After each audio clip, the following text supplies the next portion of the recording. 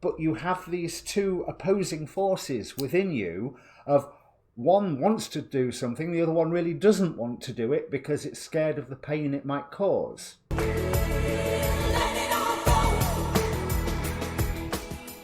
Hi, my name's Dee and welcome to Untitled Tarot, and welcome back if you're a returning subscriber. If you're not, press the button while you're here. Now, this is a general reading for whatever sign is in the title. It's a bulk introduction, as I always do for my new moon readings, so that you can fast forward past my waffle on the second and third ones that you watch, because I advise that you watch, obviously, your sun sign, but your rising sign and your moon sign. If you don't know what those are, there is a link in the description down below to get yourself a free birth chart. There's also a link to the Facebook page for this channel, where you can contact me directly if you're interested in a personal reading. So this is the new moon in Taurus for April. It's a special and a magical new moon. But let's just do the basic business first. It's a general reading. So general reading rules apply. If another person appears in this reading, roles can get reversed. I can be talking about you and mean them, or be talking about them and mean you. Although my readings are normally quite personal, so that doesn't very often come into play. This reading either is for you or it isn't. I'm using a Celtic cross, so there is a past and a present in the spread. If the past and the present don't fit, don't try and make it fit.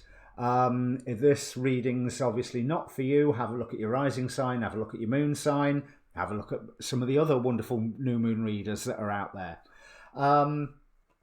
And I would suggest that you ask a question prior to the reading. You don't have to, it's a general new moon reading, and I'll get into the new moon in a second. But if you want, ask a question prior to the reading. Take a moment to think about all of the questions that are around you. Focus on one of them, because that puts energy into the reading, which hopefully I will then give back to you in the form of the reading. That's how it's supposed to work anyway. Now, timing is not absolute, especially not with this one. Now, this could be a longer term reading. This is a very special new moon. It is new moon in Taurus, so it's very earthy, it's very practical. It's also very magical because it is conjunct Uranus. Uranus, the planet of the unexpected and the crazy.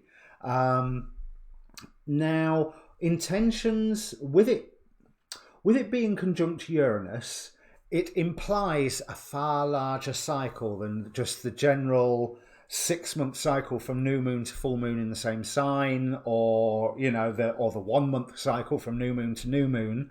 And as we build up towards that new moon, you may find that you are coming up with new beliefs.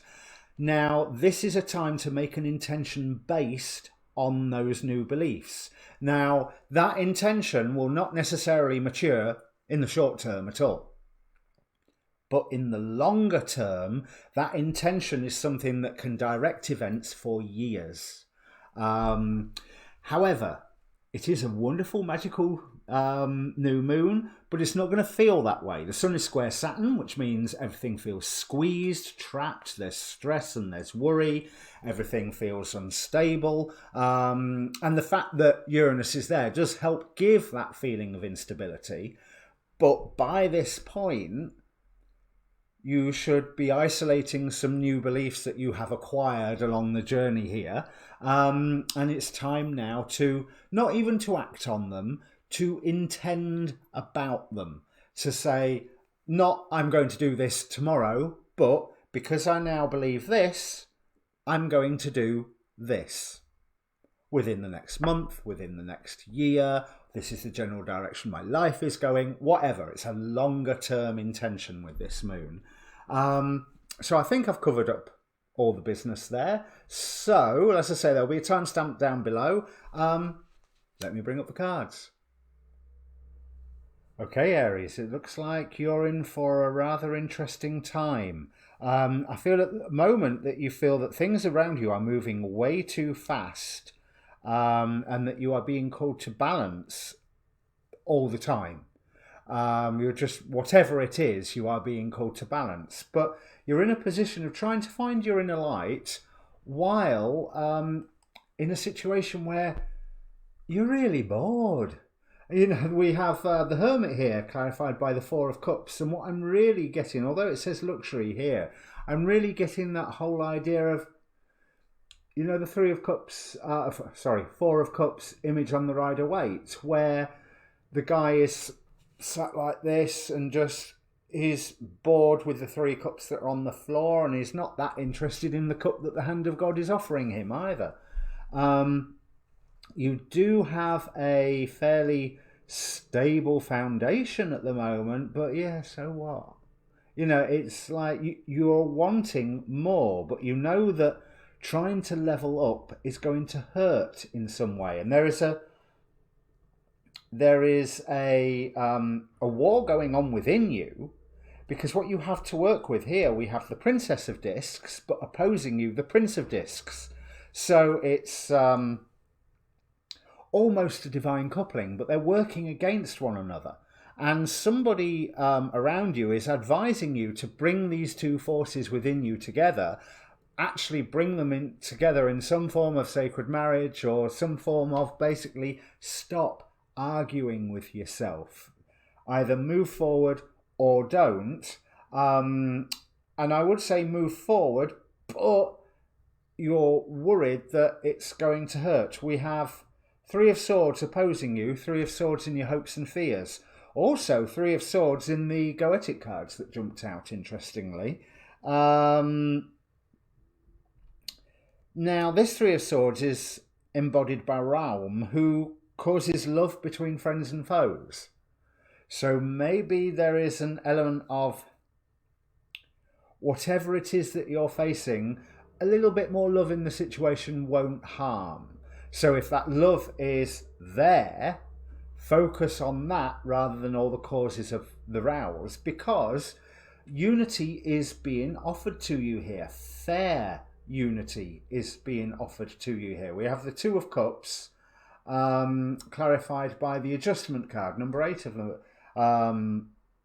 the Arcana, which I think in the Thoth deck is the Justice card, I think.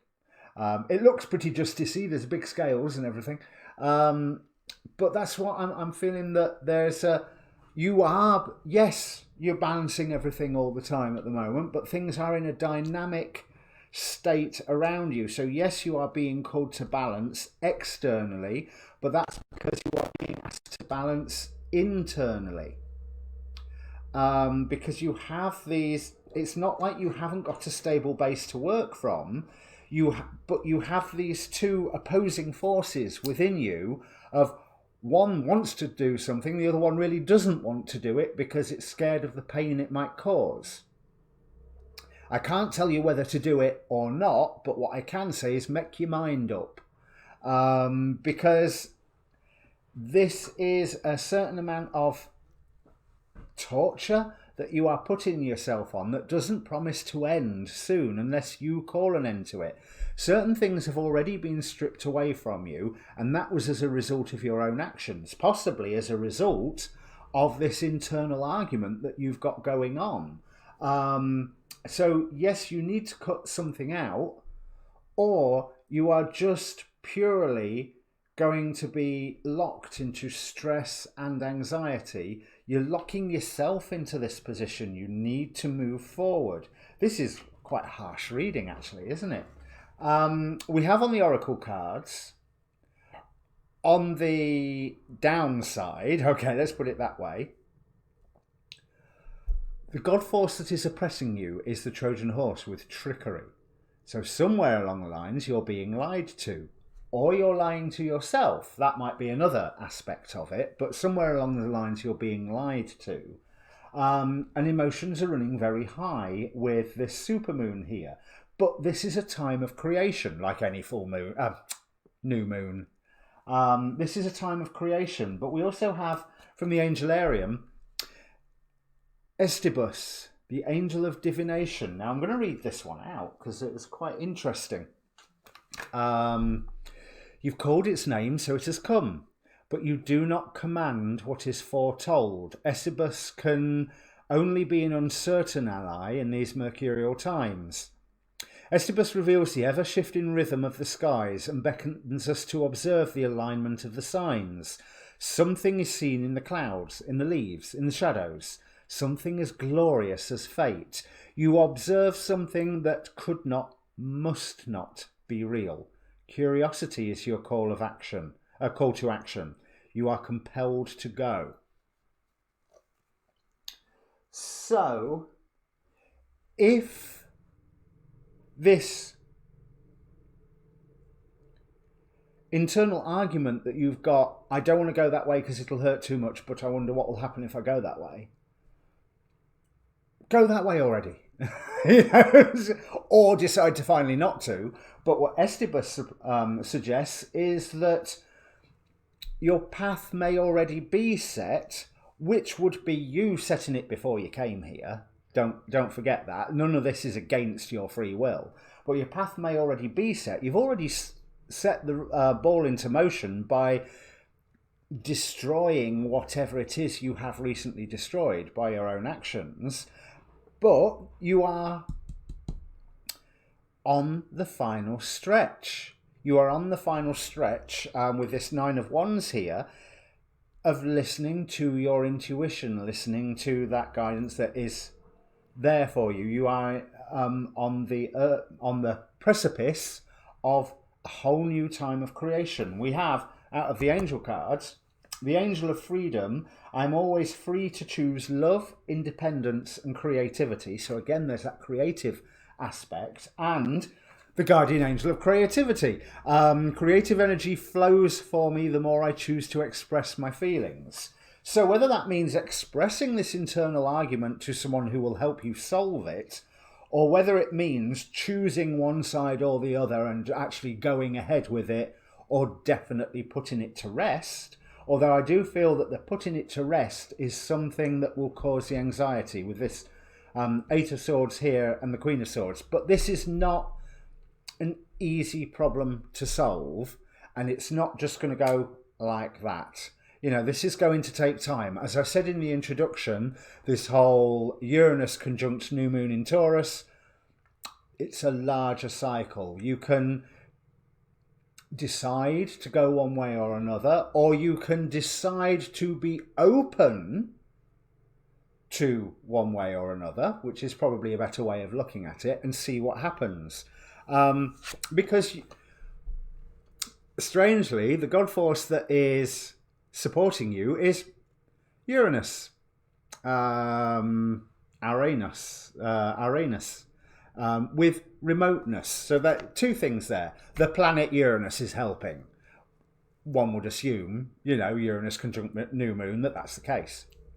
But also that idea of remoteness and the unexpected. Just take a step back and have a look at the situation. Have a look at what it is that you are arguing about, and rather than have a look at either sides of the argument, look at the argument itself. Is that argument worth having? Can you live with both the Prince of Discs and the Princess of Discs within you, that urge to level up, but that fear of what that may cause, with the being open to receive new paths on a really stable base? Because this 10 of Coins here indicates a really stable base that you've got to work from. Although, with all this emotion going on, emotions running high, and, you know, your prince and princess rowing, it's not going to feel that stable. But the thing that is unstable is not the base upon which you stand, it's you. Now, this is not a question that you will answer anytime soon, because as the final outcome cards, we have the 8 of Cups and the Hanged Man. So I feel that you're walking away from one dream, whether that's the princess or the prince, I don't know, but you are walking away from one dream and going, what's next? But that's not a bad thing. That's exactly what Estibus promises. You know, you're removing the obstacles. Most of them have already been removed. You are removing those obstacles to see what happens next, but there is a dream that you need to maybe give up on. Whether that is the force of that Princess of Discs, or whether it's the force of that Prince of Discs that really, I need to level up, but I'm not going to do that because it will hurt. Three of Swords, with the Three of Swords in your fear. But you can balance those fears, Temperance here, and see what happens. So the final card that I want to bring on, which summarises all of this, on the back of this creation card as well, emerging into grace. I open my soul to grace. So this is a cocoon period, because you are very much focused in your own head and in your own heart with all these emotions. And yes, the real world is causing you to constantly balance things one way or another, and it's like vum, vum, vum, vum. But you need to take a step back. You need to take a step back and look at this internal argument that you are having. There are valid points on both sides of this argument. You may find a way to bring them together. This suggests that pretty much talk to somebody about it. But you may find that both sides of the argument can live together. It's you that's doing the arguing. So by taking a step back, you can maybe carry both points of view at the same time and emerge into grace after seeing what happens. But there is a dream that you will be letting go of one way or another. Anything that starts with the word should is probably the dream you need to let go of. So if this means anything to you, Aries, please do comment down below. That was a lot quicker than I thought it was going to be when I looked at these cards, but there's nothing else here to say. It's quite a succinct message. So if you like the video, press like. If it means anything to you, comment down below. Please do press subscribe while you're here. I'm a young channel and every subscriber helps. But in the meantime, your next readings, I don't know, they're going to be one of the retrograde readings. I think I haven't planned that far ahead yet. And right now, until you solve this argument, I don't think you should plan that far ahead yet either, because it may be that you just need to drop the argument and have both forces going on in your life at the same time. It may be that you choose one or the other one, but the world is going to be bringing things to you that you have to deal with them with one or the other one. So get rid of anything that starts with the word should.